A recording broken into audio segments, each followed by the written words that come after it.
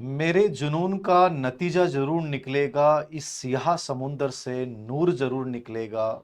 आज जीत जाएँगे की श्रृंखला के तहत, माटी से माइक की इस श्रृंखला के तहत हमारे साथ है एक ऐसा बच्चा जिसने बड़ा संघर्ष किया है और संघर्ष इतना बड़ा है कि अकेले संघर्ष किया है, मदद नहीं माँगी, झुका नहीं। मजदूरी से लेके टाइल कारीगर के रूप में काम करके सब चीजें पूरे परिवार को पालना और परिवार को पालते पालते अपने सपने को भी पालना। इस कड़ी में बहुत बार ऐसा लगा कि हार जाऊंगा, लेकिन फिर भी खड़े हो जाना और उसके साथ काम करने के 8 घंटे के दौरान फिर रात को अपनी नींद में से कुछ समय चुरा कर फिर अपने सपनों के लिए निकालना और निकालते निकालते आज विशेष शिक्षक के पद पे बच्चा चयनित हुआ है।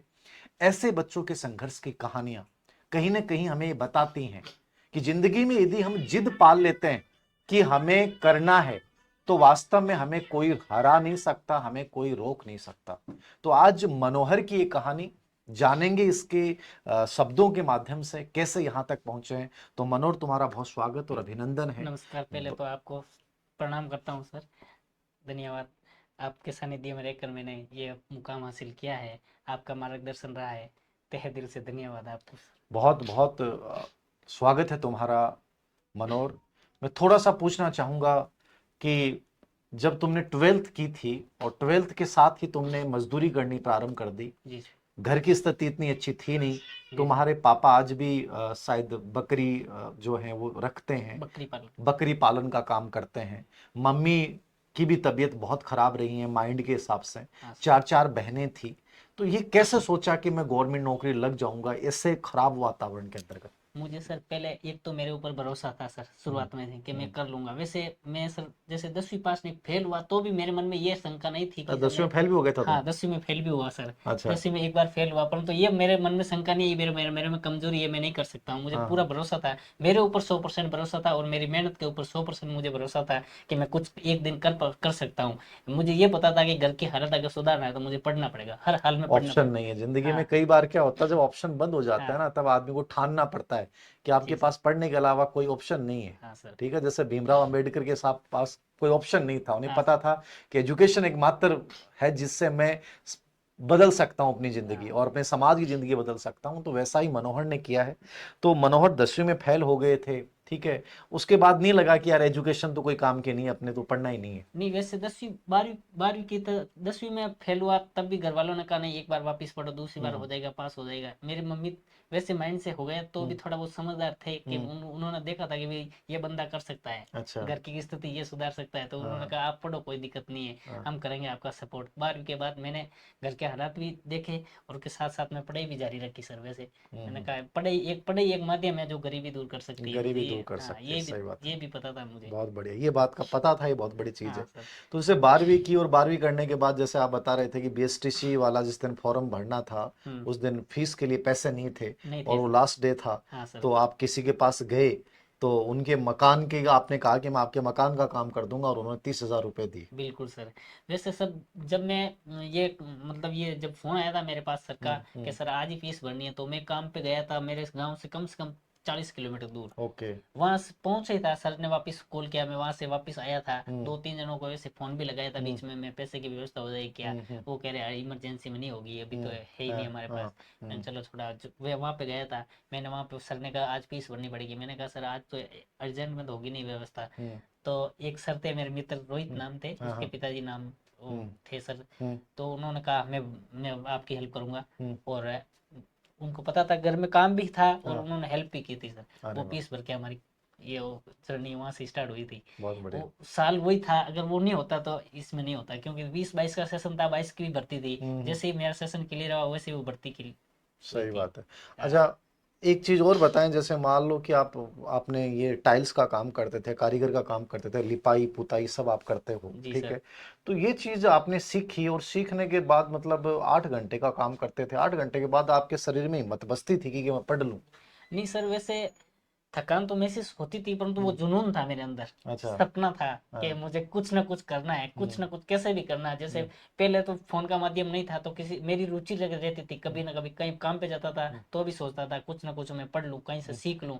मेरी ये थी कि मुझे कोई ऐसा बंदा मिल जाए कि तू मेरे पास रह के मैं पढ़ ले, तो अच्छा। भी मैं खुश हो जाता अरे था। तो वो हेल्प मिली नहीं मुझे। अच्छा, वो मिली नहीं। हाँ सर।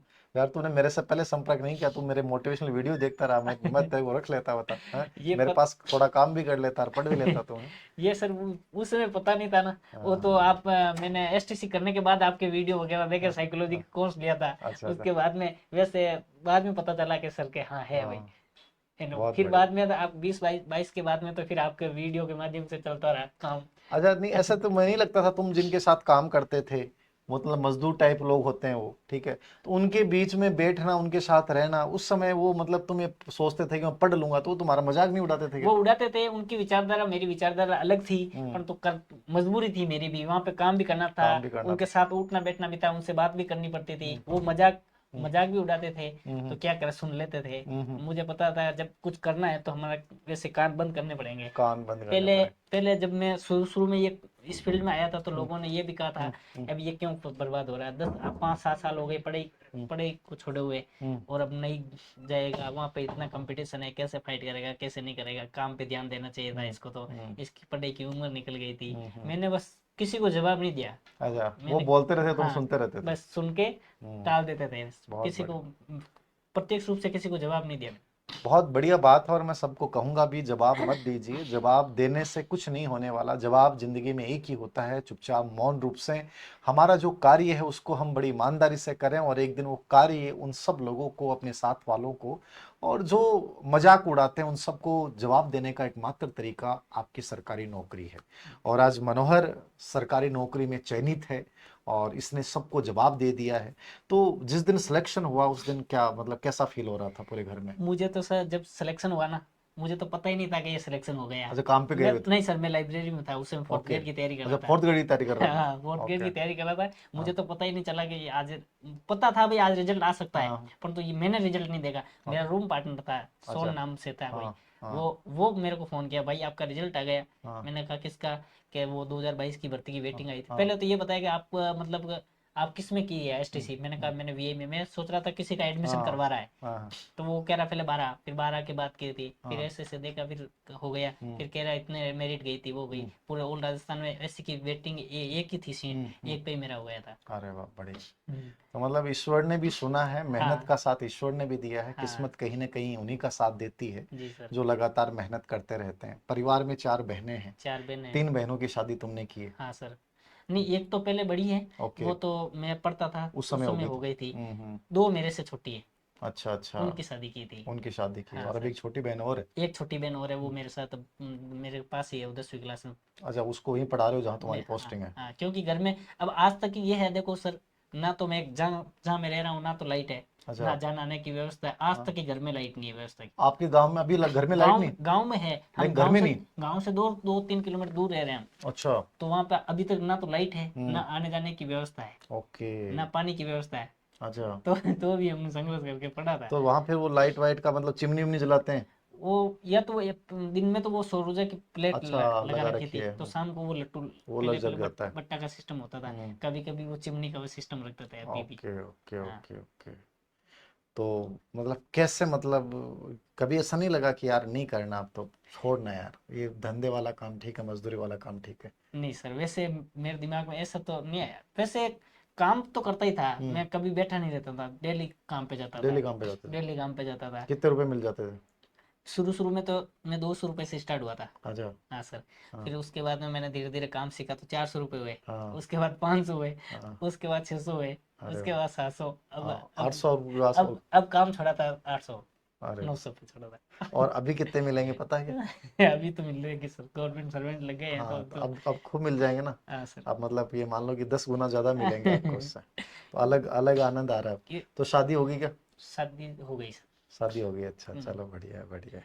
बिल्कुल। क्या कहना चाहोगे उन बच्चों को जो मतलब इन परिस्थितियों से गुजरते हैं और हार मान लेते हैं, और कई बार बच्चे कहते हैं हमारी कोई मदद नहीं करता, तो तुम क्या कहना चाहोगे? मैं तो ये कहना चाहता हूँ सर, ये बहानेबाजी होते हैं कि भाई घर की परिस्थिति ऐसी है। हमेशा आप लोग परिस्थिति के नीचे मत दबो, परिस्थिति को आपके नीचे दबाने की कोशिश करो। बहुत बढ़िया। आप परिस्थिति के नीचे मत दबो। आप अगर करना चाहते हो तो कैसे भी कर सकते हो। आपको अगर 5 घंटे भी टाइम मिलता है, 2 घंटा 1 घंटा भी कंटिन्यू रखो, कंटिन्यू पढ़ो। और ज्यादा से ज्यादा, मैं तो सर ज्यादा से ज्यादा सेल्फ पढ़ा था, सेल पढ़े पूरे पढ़े। बिल्कुल सेल्फ तो पढ़ा तुम था। लोग उसके 90% साथ मैंने सेल्फ ही पढ़ा था। काम के साथ कितना टाइम निकाल लेते थे पढ़ने? काम के साथ मैं कंटिन्यूटी पहले 2-3 घंटे होती थी। ओके। और जब तैयारी करने लग गया ना, तो हम्म। उस समय मैंने सोशल मीडिया, पहले तो सोशल मीडिया चलाता था, वो हाँ व्हाट्सएप, हाँ फेसबुक। हाँ। उसके बाद में मैंने सोशल मीडिया बंद कर बिल्कुल दिया। बिल्कुल बंद कर दिया। यूट्यूब था, एक माई नोट्स ऐप था, वो ग्रुप था, हाँ। बाकी कुछ नहीं चलाता था। ये दो ओके। चीजें थी, बाकी नहीं चलाया कुछ? बिल्कुल नहीं चलाता सोशल और मीडिया किताबें से। पढ़ी? किताबें ज्यादा पढ़ी सर मैंने, हम्म। किताबें ज्यादा से ज्यादा किताबें पढ़ी, और बार बार रिवीजन और टेस्ट लगाता रहा। अच्छा अच्छा, हाँ, बहुत बढ़िया। एंड मेरा फर्स्ट अटेम्प्ट था। अरे वाह। मनोहर की जो कहानी है वो बहुत सुंदर और सरल शब्दों में है। ये सामान्य पृष्ठभूमि से संघर्ष से निकला बच्चा है और इसने बहुत सिंपल बातें बताई हैं। तो जिंदगी में आपके सपने बहुत बड़े हों तो बहाने छोटे हो जाते हैं, परिस्थितियां छोटी हो जाती हैं, आप बड़े हो जाते हो, आपके सपने बड़े हो जाते हैं। इसने उस काम के साथ अपने सपने को भी जिया है और आज ये विशेष शिक्षक के पद पे कार्यरत है।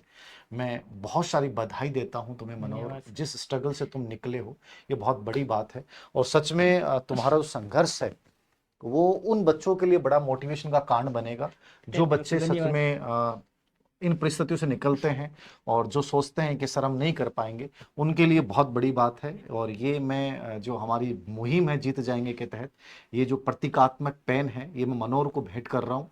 मैं ये उम्मीद के साथ कि इस संघर्ष के दौर से जी रहे बहुत सारे बच्चों के लिए मनोहर एक उम्मीद की किरण बनेगा और आप भी बिना शिकायत करते हुए, बिना मदद मांगते हुए आप भी लड़ोगे अपने सपनों के लिए और एक दिन जीतोगे और मेरे पास आओगे।